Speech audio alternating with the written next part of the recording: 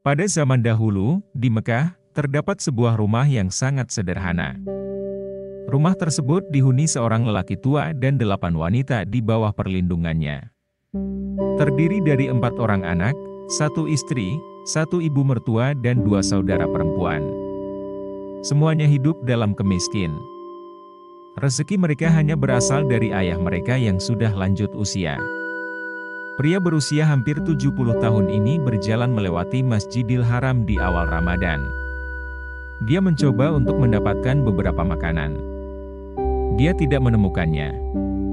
Kemudian dia kembali ke rumah. Kejadian ini menarik minat At-Tabari. Kemudian mengikuti orang tua itu ke rumahnya. Sesampainya di rumah, lelaki parubaya itu ditanya oleh istrinya, "Apakah kamu punya makanan untukku hari ini?" Mereka tidak punya makanan saat mau berpuasa. Mau berbuka puasa juga tak ada makanan. Suaminya menjawab, "Saya sudah coba tadi keliling mencari makanan buat kita buka puasa, tapi enggak ada." Lalu ia melanjutkan, "Coba saya keluar lagi." Pria tua itu berjalan keluar rumah, sambil memikirkan apa yang harus dilakukan dan di mana harus bekerja. Sambil munajat dengan Allah, "Ya Allah, berilah makanan." Hingga akhirnya ada sebuah pohon di pinggiran kota. Kemudian dia berlindung di bawahnya sambil duduk. Tidak sengaja tangannya menyentuh tanah, dia merasa menyentuh sesuatu yang keras. Ketika dia melihat, ada sebuah kotak yang tidak dia perhatikan ketika dia hendak duduk. Peti kayu yang biasanya digunakan untuk menyimpan emas. Lalu kotak kayu dibuka. Ternyata di dalamnya ada banyak emas. Ada 1000 koin emas. Laki-laki tua itu berkata, "Masa Allah, begitu banyak harta ini?" Kemudian dia mengambil dan membungkusnya dengan kain begitu hati-hati.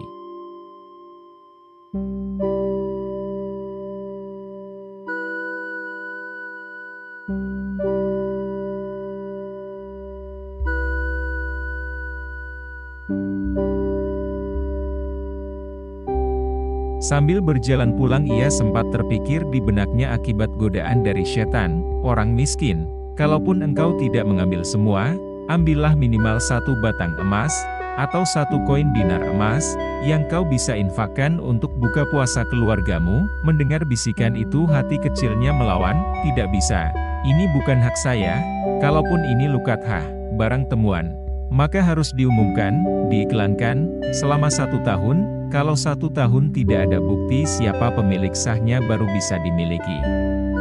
Tekadnya sudah mantap. Sebenarnya lelaki sepuh itu berencana tidak ingin memberitahukan pada istrinya. Setiba di rumah istrinya menyambut sambil melihat ada bawaan di tangan suami.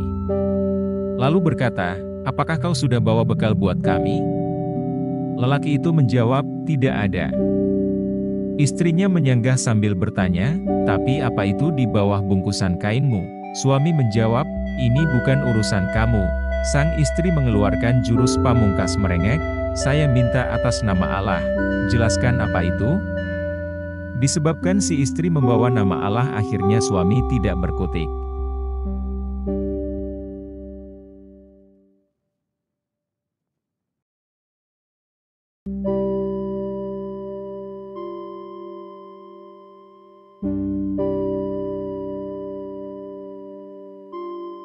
Sambil berjalan pulang ia sempat terpikir di benaknya akibat godaan dari setan, "Orang miskin, kalaupun engkau tidak mengambil semua, ambillah minimal 1 batang emas, atau 1 koin dinar emas, yang kau bisa infakkan untuk buka puasa keluargamu." Mendengar bisikan itu hati kecilnya melawan, "Tidak bisa, ini bukan hak saya, kalaupun ini lukathah, barang temuan, maka harus diumumkan, diiklankan, selama 1 tahun, kalau 1 tahun tidak ada bukti siapa pemilik sahnya baru bisa dimiliki." Tekadnya sudah mantap. Sebenarnya lelaki sepuh itu berencana tidak ingin memberitahukan pada istrinya. Setiba di rumah istrinya menyambut sambil melihat ada bawaan di tangan suami. Lalu berkata, "Apakah kau sudah bawa bekal buat kami?" Lelaki itu menjawab, "Tidak ada." Istrinya menyanggah sambil bertanya, "Tapi apa itu di bawah bungkusan kainmu?" Suami menjawab, "Ini bukan urusan kamu." Sang istri mengeluarkan jurus pamungkas merengek, "Saya minta atas nama Allah, jelaskan apa itu?" Disebabkan si istri membawa nama Allah, akhirnya suami tidak berkutik.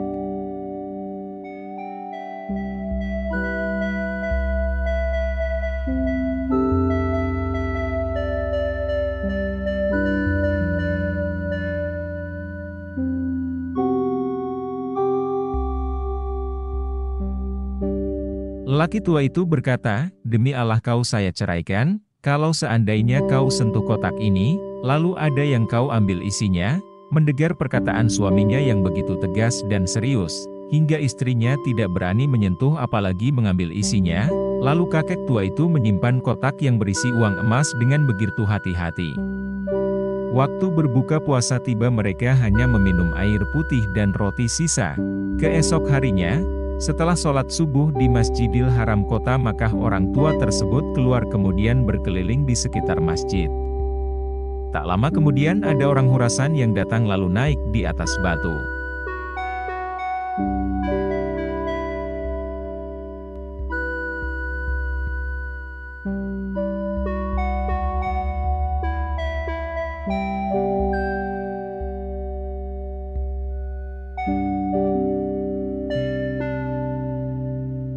Pria Khurasan itu berteriak, "Wahai muslimin, wahai orang-orang yang sedang umrah, wahai hamba-hamba Allah, saya kehilangan sebuah kotak isinya 1000 dinar emas. Siapa yang menemukan tolong kembalikan pada saya. Dan semoga Allah balas kebaikannya dengan pahala dan pengampunan dosa, peninggian derajat." Dan seterusnya, pria tua itu mendengar, kemudian menghampiri lelaki Khurasan sambil berkata, "Wahai orang Khurasan, kalau ada orang yang temukan berapa kau kasih dia?" Mengetahui pertanyaan itu ia menjawab, "Berapa kira-kira dia minta?" Bapak tua miskin itu menjawab, "Minimal kau kasih dia setengahnya." Lelaki Khurasan menolak, "Tidak bisa." Pria tua itu pantang menyerah sambil menawar, "Kalau begitu kasihlah berapa yang kau mau. Mungkin 1/10-nya, 10%. Orang Khurasan menjawab di luar dugaan, "Tidak bisa. Dia kembalikan karena Allah dan saya doakan supaya dapat pahala di sisi Allah." Tak begitu lama bapak tua pulang ke rumah. Lantas memberitahukan pada istri, "Wahai istriku, aku sudah temukan pemilik emas ini."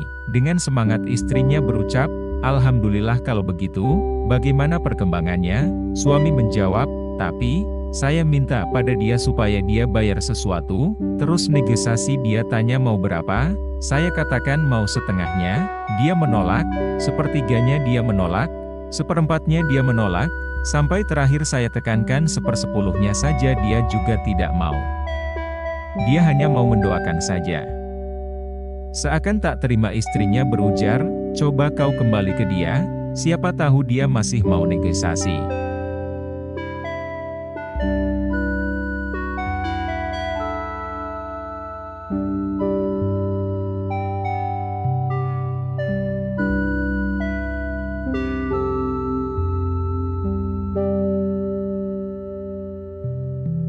Imam At-Tabari mengikuti bapak tua. Setiba di rumah itu beliau melihat ada pemandangan yang menyedihkan. Beliau melihat rumah yang tidak layak untuk ditinggali. Atap rumah hanya terbuat dari kain-kain sobek, lalu At-Tabari minta izin untuk ikut serta masuk ke dalam rumah.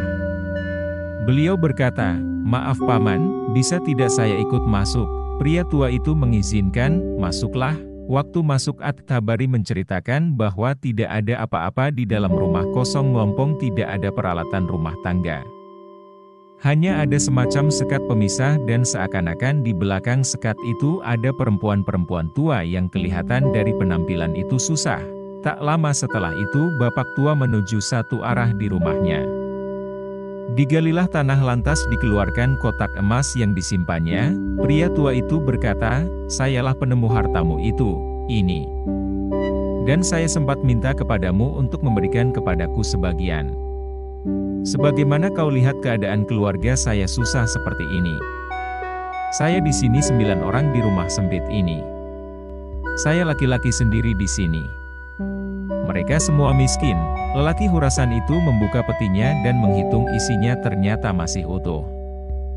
Dia mengatakan hal yang mengagetkan, "Tidak, saya tidak akan memberikan sedikit pun dari harta ini. Saya hanya mendoakan kebaikan untuk kamu dan keluargamu."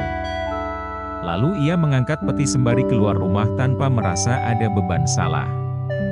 Waktu pria hurasan itu keluar rumah, semua penghuni rumah menggigit jari. Mereka merasa heran dan sedih ada orang yang menerima kembali harta yang hilang tidak memberi imbalan sedikit pun pada penemunya. Bapak tua ini hanya pasrah sambil berucap, "Inna lillahi wa inna ilaihi rojiun, ini musibah."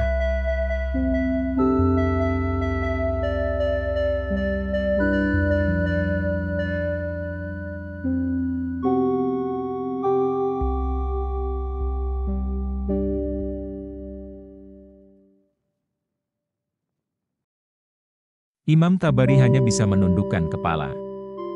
Tidak tahu harus bilang apa. Serba salah. Sebab saat itu beliau masih muda belum punya apa-apa. Kalaupun mau membantu akan membantu apa, tiba-tiba ada yang ketuk-ketuk pintu. Lalu pemilik rumah membuka. Ternyata orang hurasan itu kembali. Kata bapak tua itu, "Ada apa wahai orang hurasan?" Lantas dijawab, "Bisa saya masuk?" Orang tua itu mempersilakan, "Baik, silakan masuk." Orang hurasan itu langsung menjelaskan, "Begini ceritanya, saya punya seorang ayah yang meninggalkan 3 peti emas seperti ini, masing-masing 1.000 dinar. Saat ayah mau meninggal berwasiat 1 peti dinar emas kamu bagikan sebagai warisan, 1 kotak dinar emas kamu gunakan pergi haji. Dan 1 kotak dinar emas lagi kau berikan pada orang yang sangat miskin dan susah.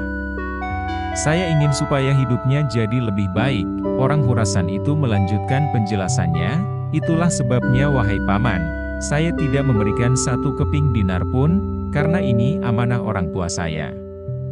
Saya sebenarnya mau menguji dan melihat Anda betul-betul susah atau tidak. Tapi demi Allah, setelah saya keluar dari sini, saya sudah melihat tempat Anda dan saya keluar Anda pun tidak marah dan tidak apa-apa.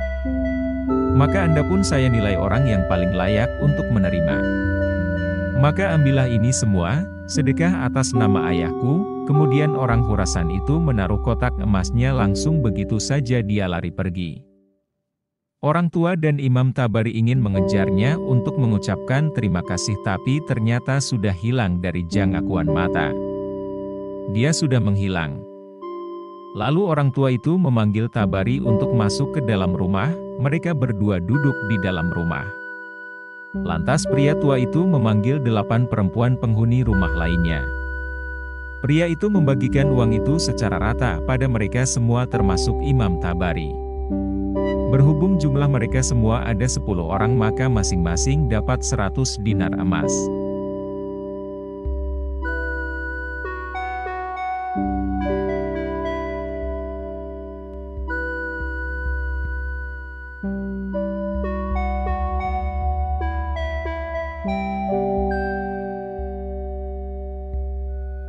Setelah selesai membagi-bagikan kepingan emas pria tua itu berujar, "Wahai istriku, bukankah ini lebih baik? Setelah kita bersabar sedikit, Allah menjadikan semuanya milik kita, daripada kemarin kamu ambil 1 dinar tapi haram." Bapak tua itu menghampiri Imam Tabari sambil bertutur, "Demi Allah, baju ini yang saya pakai. Hanya baju ini yang utuh di rumah kami. Sebagaimana yang kau lihat baju-baju yang semuanya dipakai keluargaku, tidak ada yang layak dipakai sholat.